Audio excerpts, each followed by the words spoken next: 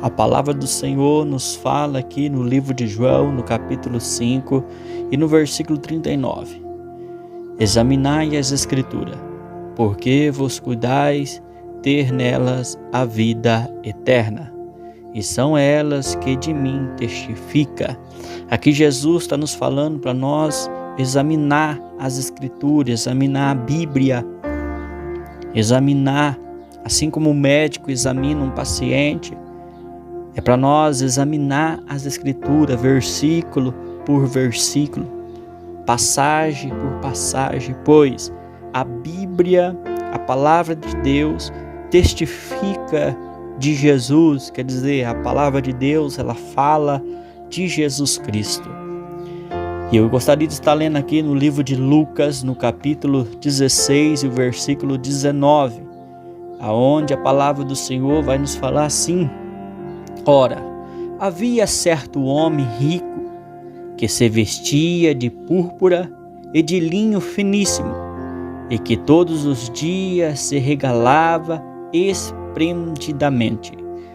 Havia também certo mendigo chamado Lázaro, coberto de chagas, que jazia à porta daquele, e desejava alimentar-se das migalhas que caía da mesa do rico, e até os cães vinham lamber-lhe as úlceras. Aconteceu morrer o mendigo e ser levado pelos anjos para o seio de Abraão. Morreu também o rico e foi sepultado. No inferno, estando em tormento, levantou os olhos e viu ao longe a Abraão e a Lázaro no seu seio. Então, clamando, disse: Pai Abraão, tem misericórdia de mim, e manda Lázaro que molhe em água a ponta do dedo e me refresque a língua, porque estou atormentado nesta chama. Disse, porém, Abraão: Filho, lembra-te que recebeste os teus bens em vida, e a Lázaro igualmente os males. Agora, porém, aqui ele está consolado, tu em tormento. E, além de tudo, está posto um grande abismo entre nós e vós, de sorte que os que querem passar daqui para vós, outros não podem, nem os de lá passar para nós. Então replicou: Pai, eu te imploro que mande a minha casa paterna, porque tenho 5 irmãos, para que lhes dê testemunho, a fim de não vires também para este lugar de tormento. Respondeu Abraão: Eles têm Moisés e os profetas, ouçam-nos. Mas ele insistia: Não, pai Abraão, se alguém dentre os mortos for ter com eles, arrepender-se-ão.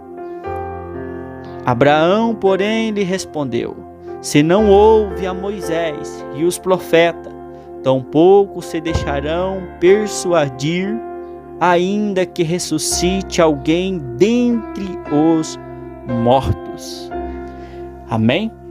Aqui Jesus ele nos cita, essa passagem, o ensinamento de Jesus, aonde Jesus deixa bem claro para cada um de nós, Por isso que a Bíblia nos fala: examinai as Escrituras, porque vos cuidais ter nela a vida eterna.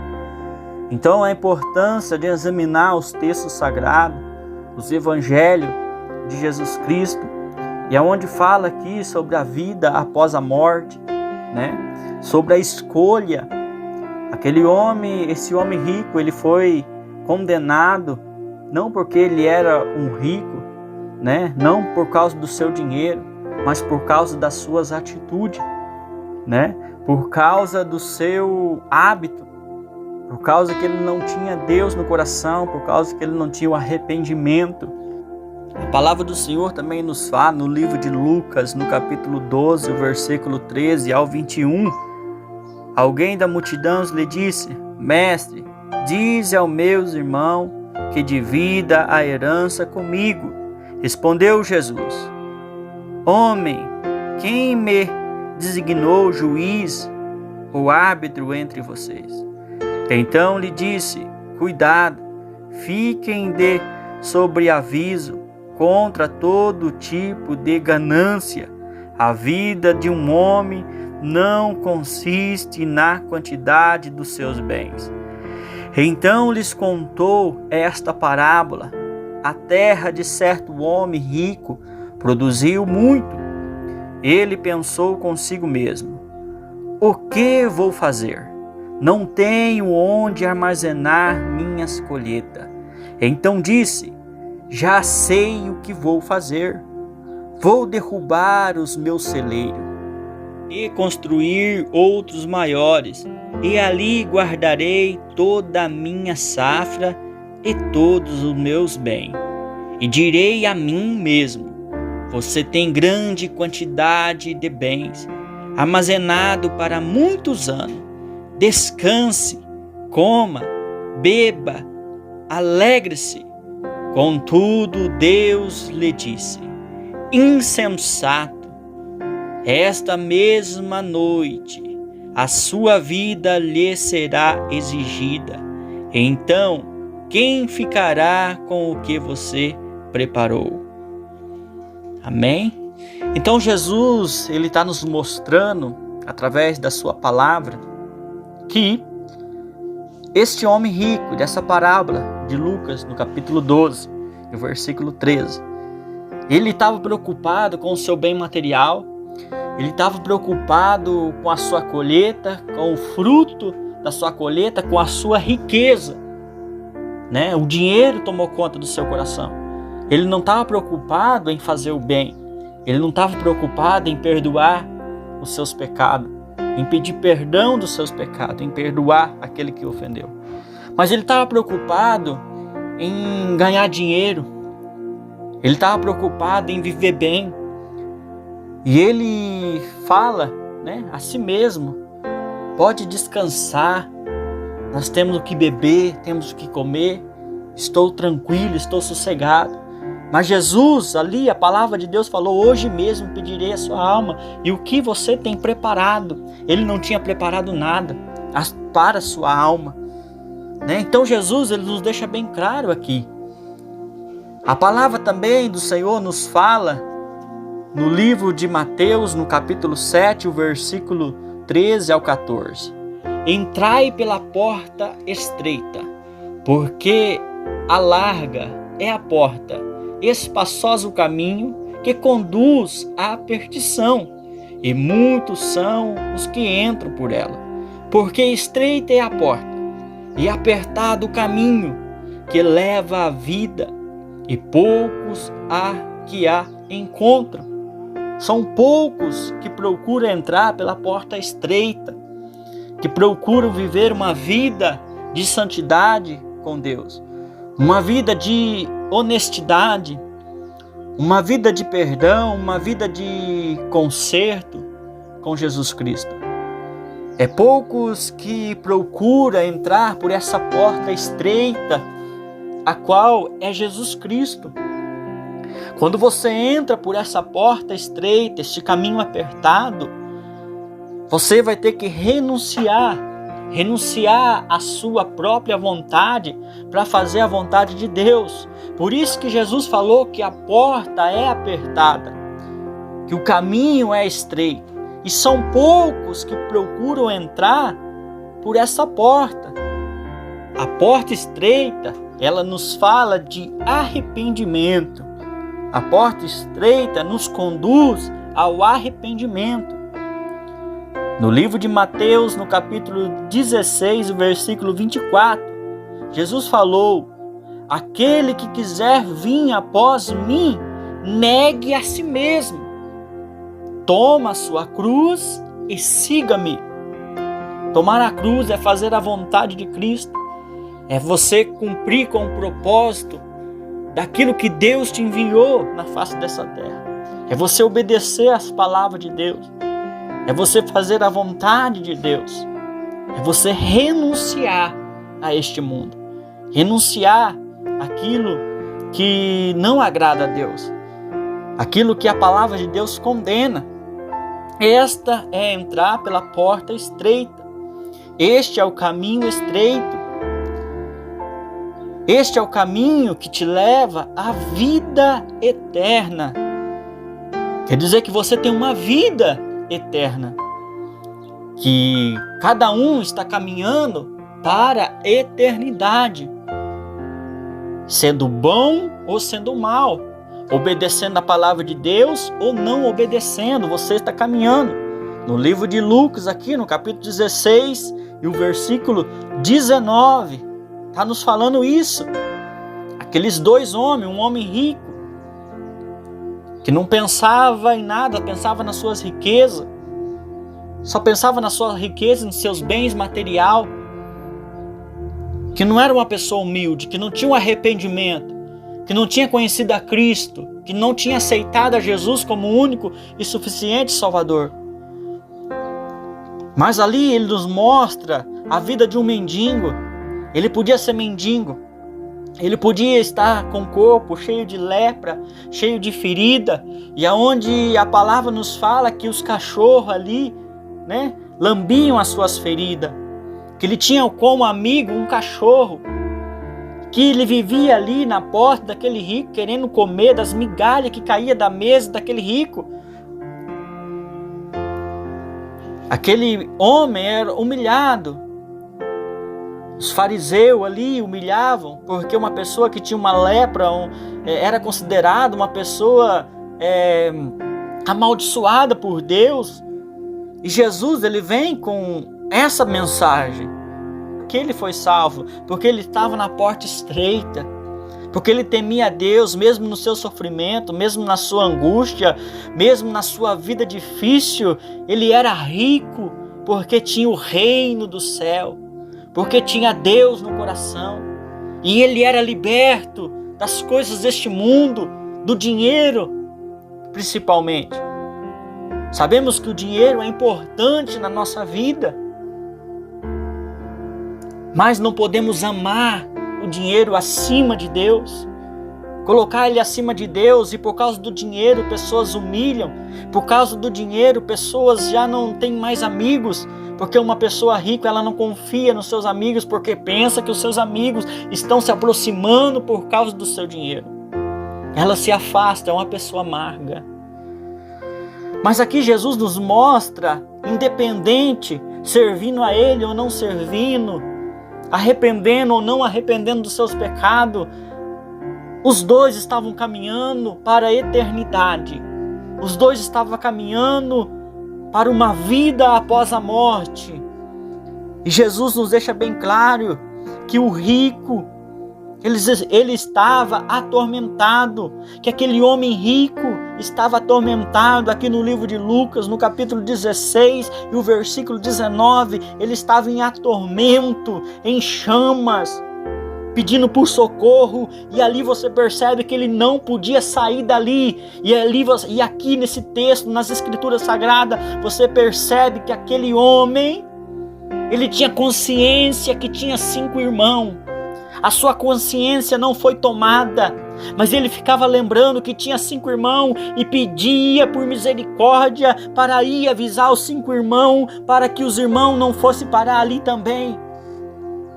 Ali ele estava em atormentado, pedindo uma gotinha de água, pedindo para que Lázaro molhasse a ponta do seu dedo e colocasse um pingo de água na sua boca. Aqui eu percebo que todo aquele dinheiro que aquele homem tinha, que toda a sua arrogância não valeu nada.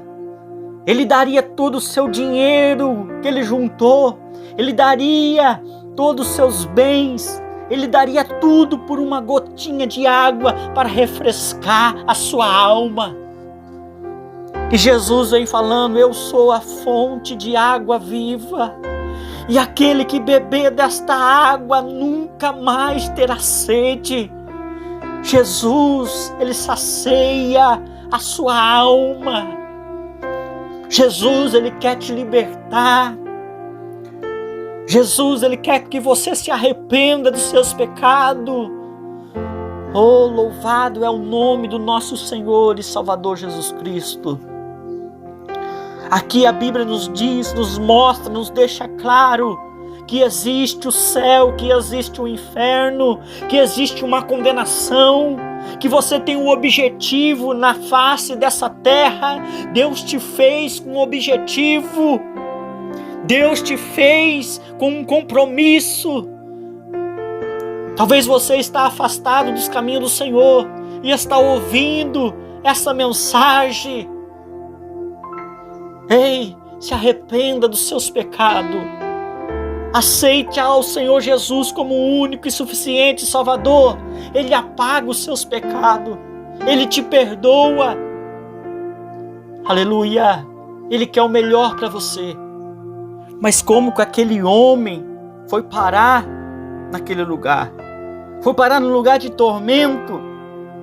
Quando lemos a palavra do Senhor Jesus, no livro de Gálatas, no capítulo 5, versículo 19, a palavra do Senhor está nos falando assim: porque as obras da carne são manifestas, as quais são adultério, fornicação, impureza, lascívia, idolatria, feitiçaria, inimizades, porfias, imulações, iras, pelejas, dissensões, heresias, invejas, homicídios, bebedices, glutonaria e coisa semelhante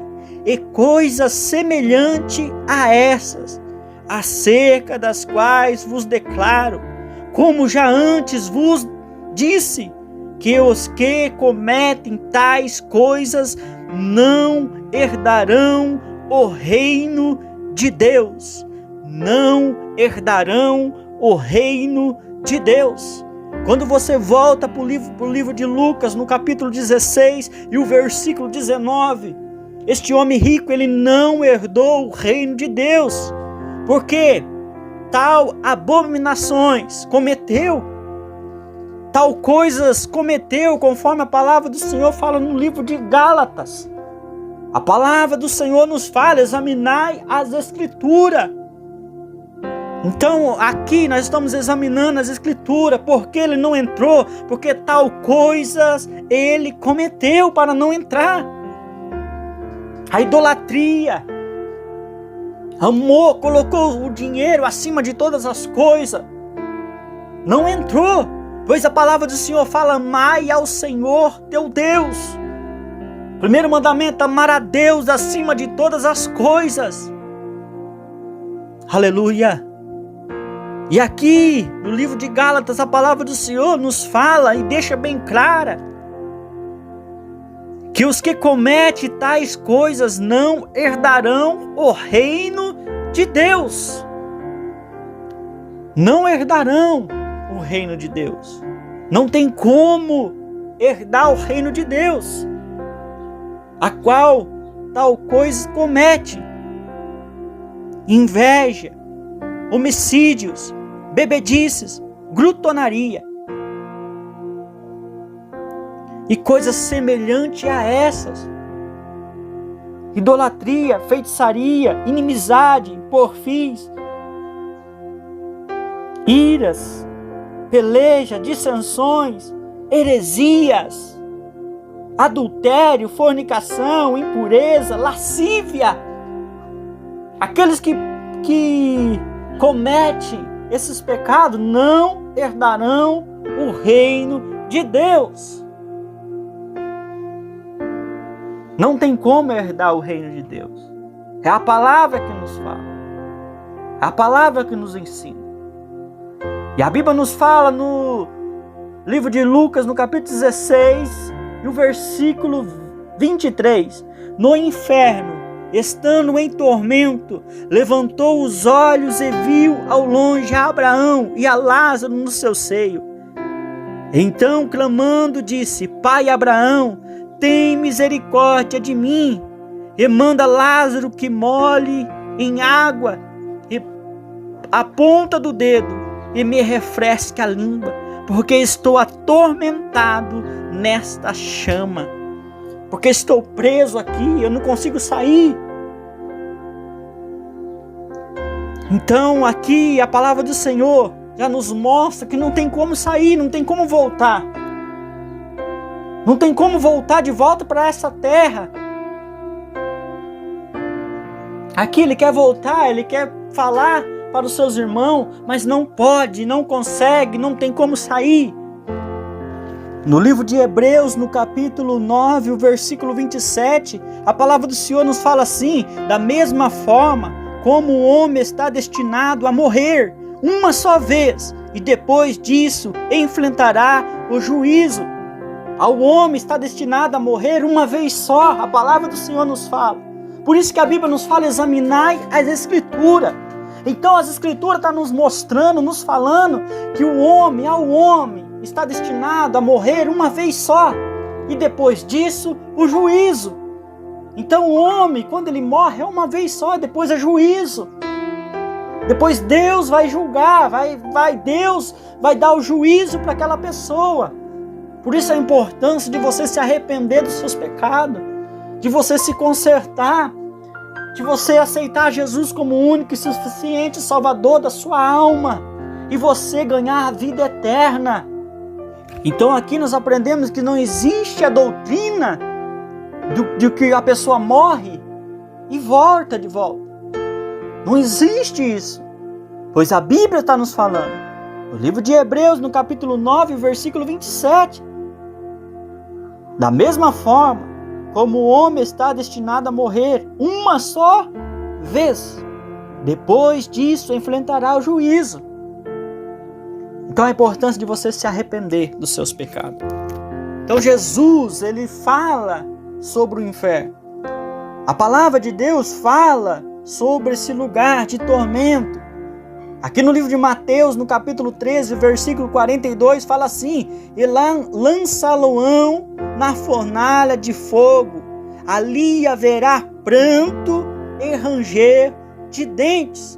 No livro de Mateus, no capítulo 25 e o versículo 41, então dirão também os que estiverem à sua esquerda: apartai-vos de mim, malditos, para o fogo eterno, preparado para o diabo e os seus anjos.